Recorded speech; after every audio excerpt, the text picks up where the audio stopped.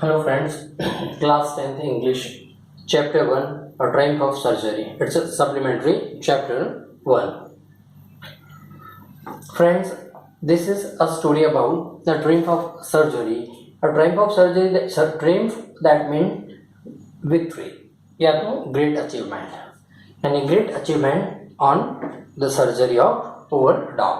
तो यहाँ पे एक डॉग की स्टोरी है जो पूरा खा खा के मोटा हो जाता है और लेथर्जिक हो जाता है, और उसके यहाँ पे जो कैरेक्टर दिए हमने, मिस्टर हैरियोट वो वेटरनरी डॉक्टर है, जो एनिमल का जो डॉक्टर होगा उसको हम वेटरनरी डॉक्टर बोलते हैं। Mrs Pomfrey, she was rich lady, tricky, it's name of dog. तो ये तीनों कैरेक्टर है। इसमें डॉग के ऊपर सर्जरी की जाती है, उसको हमने ट्रियम्फ ऑफ सर्जरी या तो विक्ट्री ऑफ ओवर सर्जरी बोला है। यहाँ पे थोड़े मीनिंग्स हमने आपको बताया है। Sausage fried before eating meat या फिश, जो भी किसी को हम फ्राइड उसके खाने से पहले उसको फ्राई करते। र्यूमिंग यानी वाटरी, सलाइवा जो डॉग के मुंह से कंटिन्यूस निकलता जाता है वो उसको हम बोलते हैं। Lord stand in lazy way, malnutrition, lack of proper nutrition, tottering, move in unsteady way, wailing, crying with pain, cod liver oil, that means the oil pressed from the cod नाम की एक फिश होती है और उसके liver में से एक ऑयल जो पदार्थ निकलता है तो उसको हम कॉड लिवर ऑयल बोलते हैं, और वो हमारे लिए न्यूट्रिएंट्स प्रोवाइड करता है। Now start the introduction of this chapter. Here we are explaining about the triumph of surgery. Mrs. Pumphrey was a rich lady who has a cute dog named Tricky. यहाँ हमने dog का name क्या है इस chapter के अंदर? Tricky. She loved him so much that she always overfed him. यानी वो डॉग उनको बहुत प्यारा था, इसलिए उसको वो बहुत ज़्यादा खाना खिलाते थे, ओवरफेड खिलाए, यानी बहुत सारे एग्स एक साथ में खिला देते थे, वाइन पिलाते थे, बिस्किट्स चॉकलेट सब कुछ खिलाते थे, जैसे अपना बच्चा हो, अपना बेटा हो, उसकी तरह उसका ख्याल रखते थे। Therefore, the Tricky had put on the lot of weight and became heavy, यानी लेथर्जिक हो गया था, जिसकी खा खा के पूरा मोटा हो गया था, जिसकी वजह से उसका बॉडी एकदम लेथर्जिक हो गया था। When the doctor Harriot, हमारे यहाँ पे हैरियोट वो वेटरनरी डॉक्टर है, he was also a good writer. When the doctor Harriot met and when see the dog,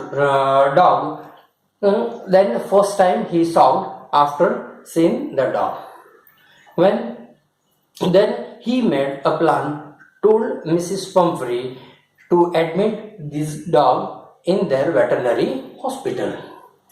When Tricky at home, he was having a multiple luxurious lifestyle.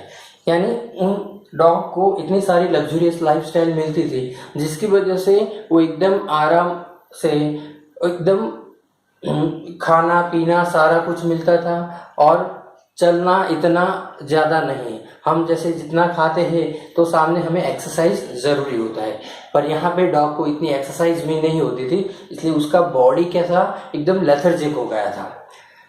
When Mrs. Pumphrey saw her, जब ये इनकी mister हैरियोट के veterinary hospital के अंदर उसको admit करा जाता है, उसके बाद आफ्टर सम टाइम्स कि नेचुरली उस पर नेचुरली ऑपरेशन, दैट मीन उसकी जो चीर फाड़ करके ऑपरेशन नहीं किया जाता है, नेचुरली पहले उसको डाइट पे रखा जाता है, फिर धीरे धीरे फूड सप्लाई दिया जाता है, और इस तरह उसके डाइट के प्लान से उसके बॉडी को रिड्यूस करा जाता है, और उसके बाद उसकी कंप्लीट रिकवरी होती है, तो उसको हमने बोला है ट्रियम्फ ऑफ सर्जरी। ये हमारा इंट्रोडक्शन था। Now start but it's a summary. Triumph of surgery, let me start. James Herriot Alfred, he was a writer, also he was a veterinary doctor. He has written a story, Triumph of Surgery. Here, nearby, the story is start when Mrs. Pumphrey, a rich lady, takes her dog. Tricky was always in the morning walking outside. यानी बाहर सुबह हर हम भी everyday morning में walking में जाते हैं, उसी तरह वो अपने डॉग को लेके मॉर्निंग वॉक के लिए जाती थी. Nearby the veterinary doctor mister Herriot surrounding their house and a rich lady takes her dog.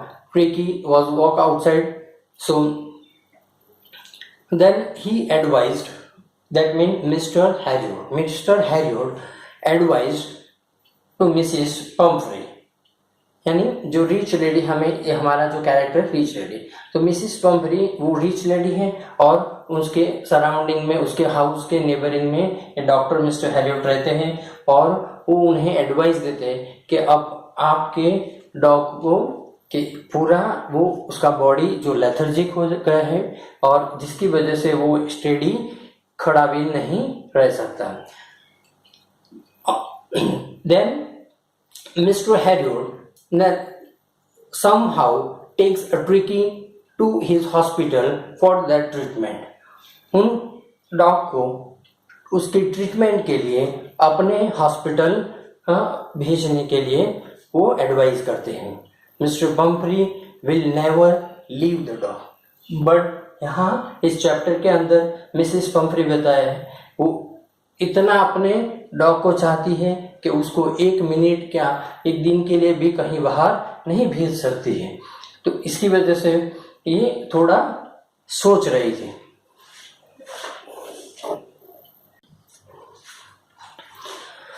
Next, he took the dog alone and put a bed for him in his surgery. यानी कि dog को veterinary hospital में लाया गया. For 2 days, first 2 days not move much and also did not eat anything. First 2 days के लिए उसको बहुत ज़्यादा बाहर घूमने नहीं दिया और 2 दिन तक ओनली फॉर वाटर दिया, ओनली फॉर फूड नहीं दिया, खाली पानी के ऊपर उसको रखा गया. On 3rd day he wanted to go outside और 3rd day थोड़ा उसको बाहर उनके जो ओपन ग्राउंड डॉग के लिए था उनके हॉस्पिटल में, वहाँ पे बहुत सारे डॉग्स थे, उनके साथ उसको रखा गया.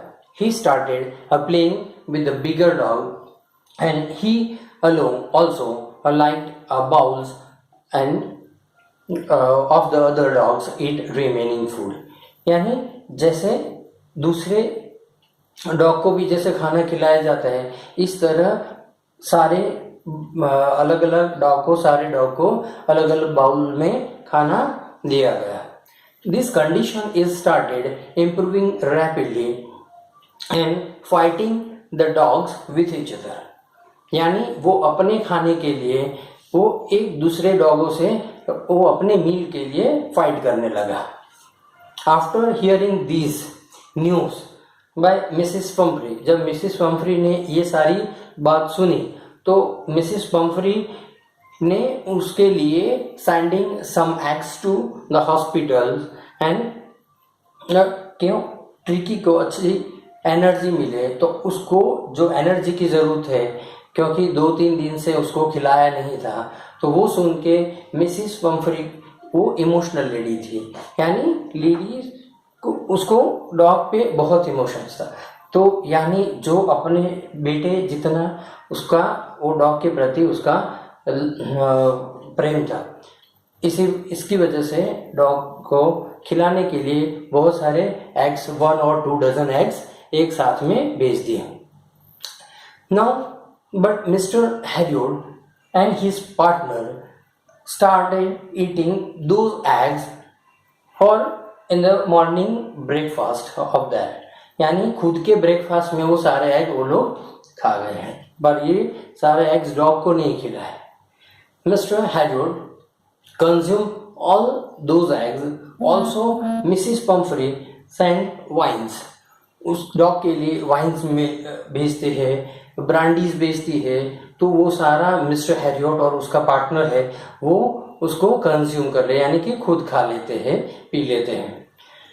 After few days mister Harriet inform Mrs Pomfrey कि थोड़े दिन के बाद मिस्टर हैरियट ने मिसिस पम्फ्री को उनकी जो रिकवरी के बारे में बताया कि अब ट्रिकी एकदम अच्छे हो गया है, यानी कि अभी आप उसको घर ले जा सकते हैं, क्योंकि अभी उसका डाइट पूरा 15 डेज का कंप्लीट डाइट हो गया है और उसका बॉडी जो पहले जैसा एकदम नॉर्मल हो गया है। तो ये सुनकर मिसिस पम्फ्री वहाँ वेटरनरी हॉस्पिटल आती है और उस टाइम पे tricky jump out in the car और जंप करके उनके हाथ से सीधा उनके कार के अंदर जंप करता है। तो ये चीज को इस चैप्टर में फ्रेम ऑफ सर्जरी बताया गया है। और ऑल्सो हमें इस चैप्टर से हमें इसका कंक्लूजन क्या है, the story it is signifies about the parents, यानी ये डॉग के एग्जाम्पल के थ्रू हमारे पेरेंट्स को ये इन्फॉर्म करना चाहते हैं, the parent should not be intelligent which may harm their childrens, यानी हमारे बच्चों को भी हमें उसका भी ध्यान रखना चाहिए, उसको भी ऐसा लेथर्जिक नहीं कर देना चाहिए जिसकी वजह से वो लेजी बन जाए बस।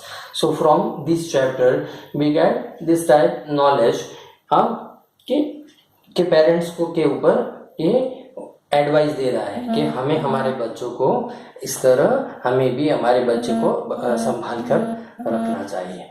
ओके बाय फ्रेंड्स, ये चैप्टर हमारे यहाँ ख़त्म हुआ। Okay, subscribe my video and share more and more student. Bye friends.